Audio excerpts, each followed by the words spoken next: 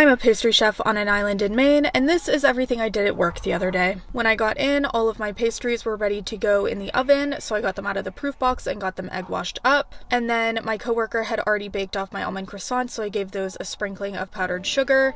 And then I got my cinnamon rolls topped with cream cheese frosting. Then I topped our special of the week. This is a ricotta and purple basil walnut pesto swirl. I give them an extra dollop of ricotta in the middle and then a couple of chive blossoms and a sprinkling of flaky salt to finish. The pastry case was looking stunning today, and then I got back into the kitchen and had a quick seaweed salad for breakfast. You know, gotta stay healthy. Next, I started working on a blueberry compote and a chamomile mascarpone whipped cream for a dessert that I will show you a little bit later. Happy Pride to my mask whip, and then I got started working on my croissant dough. Once that had been mixed and then rested and then mixed again, I shaped everything and then it rests yet again. In between all of those different steps, I worked on my lamination. I had 8 books of laminating to do today, which is pretty much double from the last time that I did one of these days in the life. While everything rested in the fridge, I got started making some more almond croissants for tomorrow.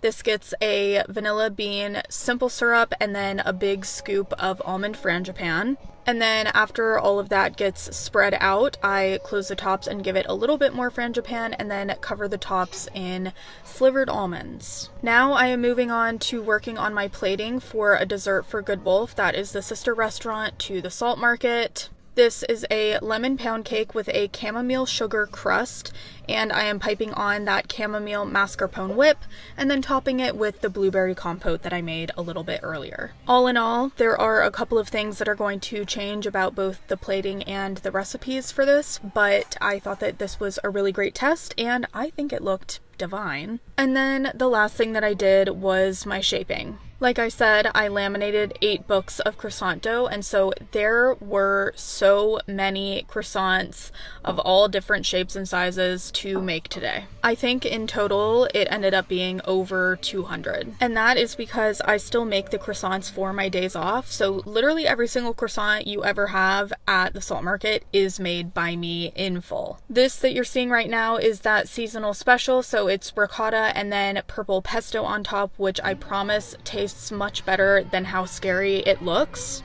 This shape is a little bit tedious, but once I start swirling them, I could just go on forever. It's so satisfying, but I won't. It's been a long week and I will hopefully see you again soon.